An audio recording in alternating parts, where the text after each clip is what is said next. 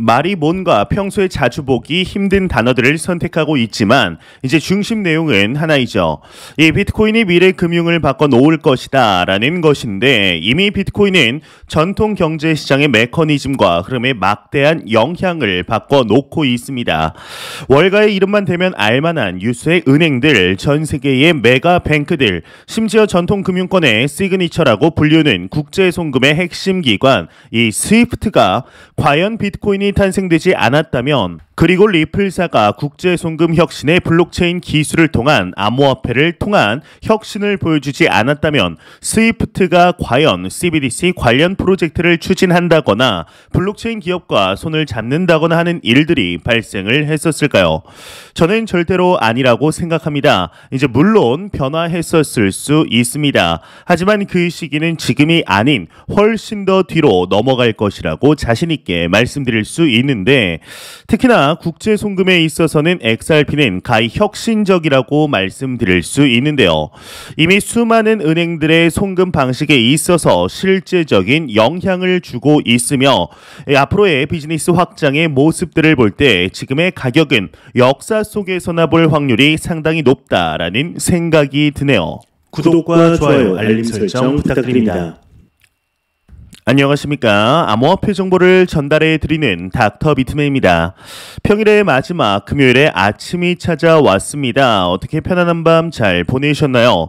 이제 내일이면 또 즐거운 주말이 찾아오는데 오늘 하루도 화이팅 하시길 바랍니다. 이제 괜히 금요일이면 들뜨는 것 같은데, 하지만 이러한 마음과는 달리 크립토 마켓은 여전히 약세 흐름을 보여주고 있습니다. 일단 코인 마켓캡에서 메이저 탑 10 코인들 먼저 살펴보도록 하겠습니다.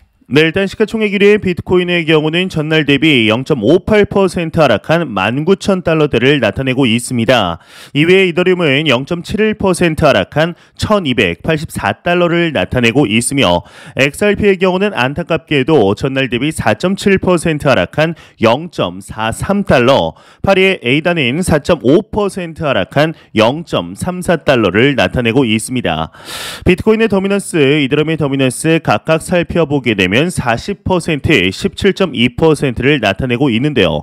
그렇다면 과연 선물 투자자분들은 현재 포지션 어떻게 나누고 있는지 롱숏 비율 한번 확인해 보도록 하겠습니다. 네, 일단 비트코인의 경우는 숏 포지션이 55%로 더욱 우위를 점하고 있습니다. 이더리움의 경우는 이보다 더 높은 비율 숏 포지션이 68%로 우위를 점하고 있으며 XRP의 경우는 숏 포지션이 52%로 우위를 점하고 있네요. 이제는 좀 상승을 해주었으면 좋겠는데 참 쉽지 않은 모습들 반복이 되고 있습니다. 이제 여러분들은 가장 애증의 코인 하면은 어떤 코인이 생각나시나요? 일단 저에게는 단연코 XRP이지 않을까 싶은데, 이제 그렇다면 애증의 기업은 어디신가요? 이게 참 밉지만 그렇다고 무지성으로 미워만 할 수 없는 기업 하면은 테슬라가 떠오르지 않나 싶습니다. 이제 작년이죠. 2021년 비트코인을 통해 테슬라 결제가 가능하다라고 했다가 취소했다가 갑자기 도지코인을 이야기하면서 펌핑을 시켰다가 아주 난리도 그런 난리가 없었습니다. 그런데 이제 이 테슬라가 올 3분기에 비트코인을 전혀 팔지 않은 것으로 나타났습니다. 비트코인의 하락과는 무관하게 바이 더 딥을 하고 있는 것인데, 지난 발표에서 비트코인을 일부 매도했던 것을 보면 참 다행스럽다라는 생각이 들죠. 이 테슬라가 비트코인으로 자동차를 다시 구입할 수 있게 한 것이 아니지만, 그럼에도 테슬라는 비트코인과 가장 깊은 연관을 갖는 것처럼 보이는 기업입니다.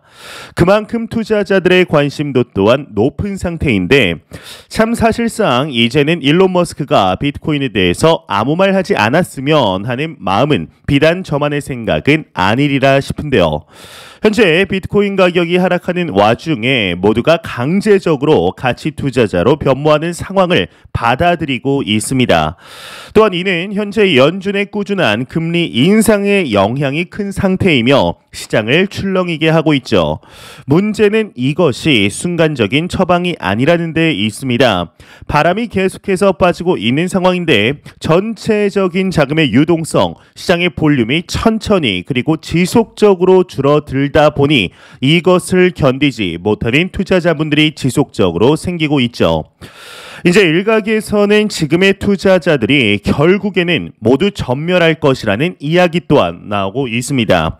과연 그럴까요? 현재 이러한 혼란의 시기 결국에 우리는 코인 투자의 기본으로 돌아가야 합니다. 이제 절대 망하지 않고 마이너스 90%에 도달해도 절대 매도하지 않을 코인은 현재 입장에서는 비트코인, 이더리움, XRP 뿐이라고 생각합니다. 이러한 메이저 코인의 가격 변동성이 알트보다 약하다고 지적을 한다면 이제 어느 정도 인정하겠지만 지금 상황에서 매수를 해도 10만 달러에 도달하면 4배에서 5배 정도 수익이 나게 되죠. 이 알트코인의 경우는 불장에서 엄청난 수익을 볼 수 있지만 대부분 가치보다는 뇌동매매를 통한 알트 선택이 투자자분들 사이에 90%는 이러한 방식으로 투자를 진행하게 됩니다. 하지만 절대로 이러한 방식으로 투자를 하면 안 되죠.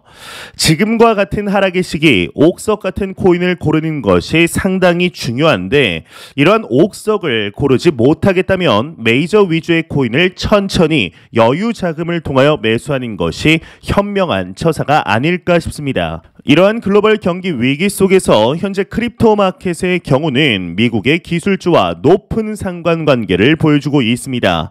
그런데 체감상 지난 9월부터 미국 주식과 비교하였을 때 조금은 더 안정적인 모습을 암호화폐 시장이 보여주고 있는 듯 느껴지고 있는데 이런 느낌이 이제 틀리지 않았던 것일까요? 블룸버그 데이터를 통해 비교한 수치가 공개되었다고 하는데 자세한 내용 함께 보겠습니다. 비트코인 30일 변동성 안정화 S&P 500보다 낮다 헤드라인이 장식이 되어 있습니다.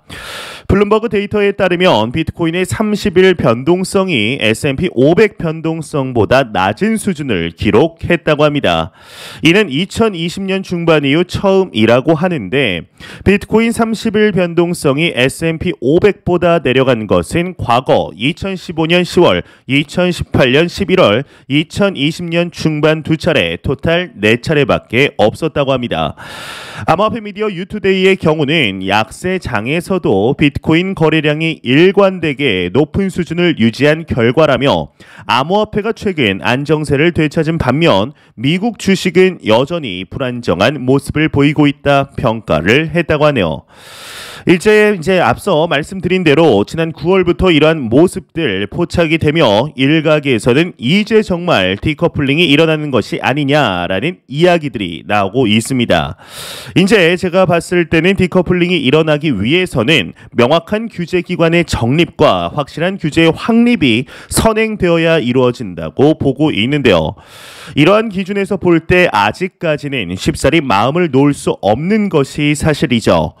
이제 그럼에도 긍정적인 분석들 지속적으로 나오고 있습니다. 이제 얼마 전까지 비트코인의 홍보 기업이라고 불리우며 작년 2021년 불장 당시에는 선구자라고까지 불리우던 대표 인물이 있습니다.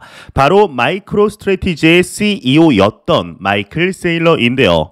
이제 오랜만에 크립토 마켓 관련 언급을 한 것으로 보이는데 아무리 비트코인의 가격이 하락을 하였더라도 손실을 보고 있더라도 이에 대한 관점은 과거와 전혀 변한 것이 없어 보입니다. 자세한 내용 함께 보겠습니다. 마이클 세일러 비트코인 자유로 향하는 통로 겸 경제 엔진이다 헤드라인이 장식이 되어 있습니다. 핀 볼드에 따르면 전 마이크로 스트래티지의 CEO이자 비트코인 맥시멀리스트인 마이클 세일러가 최근 한 연설 중에 비트코인은 자유로 향하는 통로이자 경제 엔진이다. 비트코인은 향후 전통 금융의 비효율성을 일부 해결할 것이라고 말을 했다고 하는데 이와 관련 그는 자본이 암호화폐로 이동함에 따라 네트워크는 더욱 강력해질 것이다. 네트워크에 참여하는 모든 사람은 훨씬 더 많은 권한을 가질 것이다 라고 말하면서 향후 자본 유입이 비트코인 네트워크를 강화시킬 것이라고 강조했다고 합니다. 또 그는 추가적으로 오늘날 시장에는 2만 개의 암호화폐가 존재하지만 비트코인만이 두각을 나타낸다. 비트코인은 우주에서 가장 견고한 물질이지만 대다수의 사람들이 그 사실을 인지하지 못하고 오히려 두려워한다라고 덧붙였다고 하네요. 이제 말이 뭔가 평소에 자주 보기 힘든 단어들을 좀 선택을 하고 있지만 이제 말하고 싶은 중심 내용은 하나이죠. 비트코인이 미래 금융을 바꿔놓을 것이다 라는 것인데 이미 비트코인은 전통 경제 시장의 메커니즘과 흐름에 막대한 영향을 주고 있습니다. 월가의 이름만 대면 알만한 유수의 은행들, 전 세계의 메가뱅크들, 심지어 전통 금융권의 시그니처라고 불리우는 국제 송금의 핵심 기관인 스위프트가 과연 비트코인이 탄생되지 않았다면 리플사가 국제 송금 혁신의 블록체인 기술을 통한 암호화폐를 통한 혁신을 보여주지 않았다면 스위프트가 과연 CBDC 관련 프로젝트를 추진한다거나 블록체인 기업과 손을 잡는다거나 하는 일들이 발생을 했었을까요? 절대로 아니라고 생각합니다. 이제 물론 변화했었을 수 있습니다. 하지만 그 시기는 지금이 아닌 훨씬 더 뒤로 넘어갈 것이라고 자신 있게 말씀드릴 수 있는데 특히나 국제 송금에 있어서는 XRP는 가히 혁신적이라고 말씀드릴 수 있는데요. 과연 비트코인, 이더리움, XRP와 같은 메이저 코인들 이외에 종합적인 크립토 마켓이 다가올 미래 금융 시스템과 어떻게 융합이 될 것이며 성장해 갈 것인지 충분히 기대해 보아도 좋지 않을까 하는 생각이 듭니다. 네, 지금 여러분들이 지금 보고 계시는 이 인물 아마 투자를 하시는 분들이라면 모를 수가 없지 않을까 싶습니다. 바로 로버트 기요사키인데요. 이 로버트 기요사키는 기본적으로 미국의 민주당과 바이든의 부정적인 입장을 가진 사람입니다.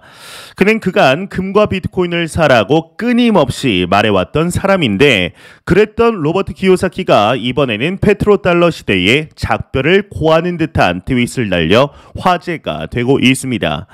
사실 달러의 몰락은 비트코인과도 매우 깊은 연관이 있으므로 주목을 해야 하는데요. 이 금과의 페어를 끊어버린 닉슨은 1973년 사우디아라비아에게 원유를 달러로만 거래할 것을 주문하게 됩니다. 이제 그러면서 사우디의 정권 안전과 중동에서의 맹주 자리를 약속하게 되는데 그 덕에 실제 원유의 90% 이상이 달러로 거래되고 있죠. 원유가 금이 되었고 달러는 금과의 패깅이 끊어졌음에도 지금까지 그 절대적인 지위를 인정받고 있습니다. 하지만 지금 달러 강세와는 달리 달러의 지위는 계속해서 약해지고 있는 것이 사실입니다. 이제 로버트 기요사키에 의하면 바이든이 아프가니스탄에서 굴욕적으로 철수한 다음 날 사우디는 러시아, 중국과 협상을 시작합니다. 이제 결국 사우디가 공식적으로 브릭스에 합류하게 되는데요. 이 브릭스라는 것은 신흥 경제 5국인 브라질, 러시아, 인도, 중국, 남아프리카 공화국을 가리키는 말인데 이러한 변화에는 사실 큰 흐름이 존재하였습니다. 그 안에서 몇몇 사건들이 결정타를 때렸다라고 볼 수 있는데요. 바이든이 사우디의 언론인 암살 사건을 비판한 것만으로는 설명하기가 참 어려운데 오히려 사우디 역시 원유에 대한 의존도를 낮추고 자체적으로 살 길을 찾아야 한다라는 위기감 역시 존재하리라 봅니다. 실제로 사우디는 돈은 엄청나게 많지만 이제 무엇인가를 생산할 수 있는 나라는 아니죠. 이러한 상황에서 달러 이후 위안화나 루블화, 유로화 등 어떠한 것이 과연 기축통화가 될지는 그 누구도 알 수는 없습니다.